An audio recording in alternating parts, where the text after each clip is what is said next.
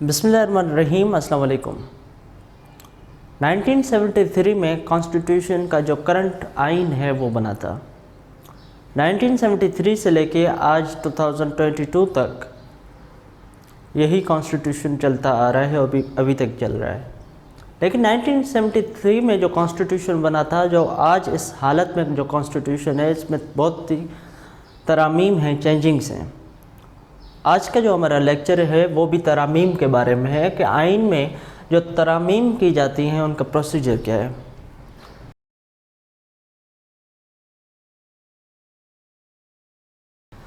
آئین میں ترامیم کے لیے آئین میں ہی شکل دی گئی ہے کہ ترامیم کیسے کی جائے، اس کی پروسیس بھی آئین میں دیا گیا ہے۔ آرٹیکل 238 اور آرٹیکل 239 جو ہیں کانسٹیٹیوشن کے، یہ اس سے ڈیل کرتے ہیں، جو کہ پارٹ 11 ہے کانسٹیٹیوشن کا۔ تو چلیے پروسیس کو سٹارٹ کرتے ہیں، پروسیس سمجھتے ہیں۔ میں نے ایک لیکچر میں آپ کو بتایا تھا، پارلیمنٹ والے لیکچر میں، کہ پارلیمنٹ کے دو ہاؤسز ہوتے ہیں۔ ایک ہاؤس ہوتا ہے اپر ہاؤس، ایک ہوتا ہے لوور ہاؤس۔ اپر ہاؤس کون سا ہوتا ہے؟ اپر ہاؤس ہوتا ہے سینٹ، اور لوور ہاؤس کون سا ہوتا ہے؟ لوور ہاؤس ہوتا ہے نیشنل اسمبلی۔ دو ہاؤسز ہوتے ہیں، اپر سینٹ، لوور نیشنل اسمبلی۔ آج ہمارا ٹاپک اس کو ڈسکس کرنا نہیں ہے۔ آج ہمارا ٹاپک جو ہے آئین میں ترمیم کیسے کی جائے وہ ہے۔ اب آئین میں ترمیم کے لیے پارلیمنٹ ظاہر سی بات ہے ترمیم کرے گی۔ آئین میں ترمیم کرنے کے لیے جو بل ہوگا وہ کسی بھی ہاؤس میں اوریجنیٹ ہو سکتا ہے، سینٹ میں بھی ہو سکتا ہے، نیشنل اسمبلی میں بھی ہو سکتا ہے۔ اس کے بعد وہ جو بل ہے وہ 2/3 میجورٹی کے ساتھ پاس ہوگا، جس ہاؤس سے اوریجنیٹ ہوا ہے، پھر ٹرانسمٹ ہوگا دوسرے ہاؤس کو۔ ہم ایگزامپل لے لیتے ہیں، لائک سینٹ سے ایک بل پاس ہوا آئین میں ترمیم کے لیے۔ اب وہ یہاں سے 2/3 میجورٹی کے ساتھ پاس ہونا ہے، اس نے 2/3 میجورٹی آف ٹوٹل ممبرشپ۔ یہ چیز یاد رکھیں، 2/3 majority of members present and voting نا، 2/3 میجورٹی آف ٹوٹل ممبرشپ، دونوں میں فرق ہے، ٹھیک ہے۔ اب یہ یہاں سے پاس ہو گیا تو پھر یہ جائے گا یہاں پہ نیشنل اسمبلی، نیشنل اسمبلی میں آ جائے گا۔ اب نیشنل اسمبلی میں دو سچویشنز کریٹ ہو سکتی ہے۔ اس ہاؤس میں یا تو یہ ہاؤس بغیر چینجنگ کے اس بل کو اسینٹ دے مطلب کہ اپروو کر دے 2/3 میجورٹی کے ساتھ، یہاں پہ بھی 2/3 میجورٹی جو ہوگی وہ ٹوٹل ممبرشپ کی ہی ہوگی۔ اگر یہاں سے 2/3 میجورٹی کے ساتھ اپروو کر دیتا ہے وداؤٹ چینجنگ، تو پھر وہ بل جائے گا پریزیڈنٹ کے پاس، اور پریزیڈنٹ اپروول دیں گے، ٹھیک ہے۔ اپروول دیں گے تو کانسٹیٹیوشن جو ہے اس میں ترمیم ہو جائے گی۔ لیکن اگر نیشنل اسمبلی جو ہے، نیشنل اسمبلی اگر کچھ چینجنگ کر دیتی ہے، فار سپوز کچھ چینجنگ کر کے پھر 2/3 میجورٹی کے ساتھ پاس کرتی ہے، تو پھر وہ چینج جو بل ہوگا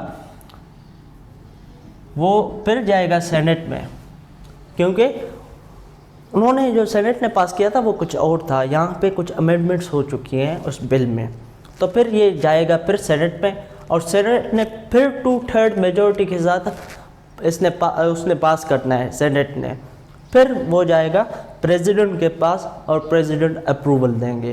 یہاں پہ یہ بات سمجھنے کے لیے ہے کہ کانسٹیٹیوشن میں امینڈمنٹ کے کیس میں ہاؤسز کی جوائنٹ سٹنگ نہیں ہوگی، نو جوائنٹ سٹنگ، ٹھیک ہے، جوائنٹ سٹنگ نہیں ہوگی۔ اب لاسٹ پوائنٹ امینڈمنٹ کے حوالے سے، پروسیس کے حوالے سے دیکھیں، جو بھی امینڈمنٹ ہوگی، اگر فار سپوز امینڈمنٹ ہوتی ہے किसी भी प्रोविंस के जो लिमिट्स हैं उसको चेंज करना है, उसके लिए कॉन्स्टिट्यूशन में अमेंडमेंट की जा रही है, तो फिर अमेंडमेंट ऐसे नहीं होगी, दोनों हाउसेस से पास करवाना होगा 2/3 मेजॉरिटी के साथ। उसके बाद जो इस प्रोविंस का जो असेंबली है, प्रोविंशियल असेंबली, उसके साथ उसने भी 2/3 मेजॉरिटी के साथ उसको पास करना है, 2/3 मेजॉरिटी ऑफ टोटल मेंबरशिप। अगर वो करती है तो फिर प्रोविंस के लिमिट्स जो हैं वो चेंज हो जाएंगे, अदरवाइज़ नहीं होंगे, और उसके बाद प्रेसिडेंट के पास असेंट के लिए जाएगा, प्रेसिडेंट अप्रूवल करेगा तो अमेंडमेंट हो जाएगी। ठीक है, अब हम आते हैं कि यहाँ पे एक शिक है, आपके स्क्रीन में मैं ऐड कर दूँगा, आपको भी नज़र आ रहा होगा। क्लॉज 5 ये कहती है कि no amendment of the constitution shall be called in question in any court on any ground whatsoever. ये कहता है कि कॉन्स्टिट्यूशन का कोई भी अमेंडमेंट हो वो कोर्ट में चैलेंज नहीं हो सकता, किसी भी कोर्ट में, इवन सुप्रीम कोर्ट में भी नहीं चैलेंज हो सकता। लेकिन आपको पता है कॉन्स्टिट्यूशन में जो भी अमेंडमेंट होती है, मैक्सिमम अमेंडमेंट्स कॉन्स्टिट्यूशन के वो सुप्रीम कोर्ट में चैलेंज हो चुके हैं, कोर्ट्स में चैलेंज हो चुके हैं।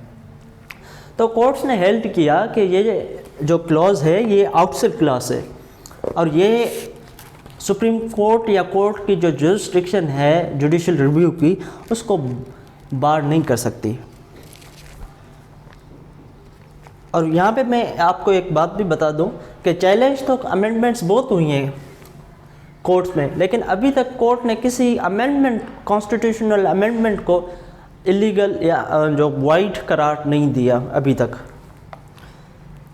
तो इसके अलावा जो 6 क्लॉज है वो भी आपको स्क्रीन में नज़र आ रहा होगा। For the removal of doubt it is hereby declared that there is no limitation whatsoever on the power of parliament to amend any of the provisions of the constitution. मतलब constitution के जो भी provisions उसमें amendment करने का इख्तियार parliament के पास है, और पार्लियामेंट कोई भी अमेंडमेंट कर सकती है। तो उम्मीद करता हूँ आज का जो लेक्चर था अमेंडमेंट ऑफ कॉन्स्टिट्यूशन, ये आपको सही से समझ में आ गया होगा। मेरे इस चैनल को आप सब्सक्राइब करें, इस वीडियो को लाइक करें और अपने दोस्तों के साथ शेयर करें। और अगर आपने भी कॉन्स्टिट्यूशन ऑफ पाकिस्तान के हवाले से कोई टॉपिक आपको समझ नहीं आ रहा, वो डिस्कस करना है, तो आप कमेंट बॉक्स में मुझे कमेंट कर सकते हैं, मुझे व्हाट्सएप नंबर में आप मैसेज कर सकते हैं। इंशाल्लाह उस पर मैं वीडियो लेक्चर बनाऊंगा। Thank you very much. अल्लाह हाफ़िज़।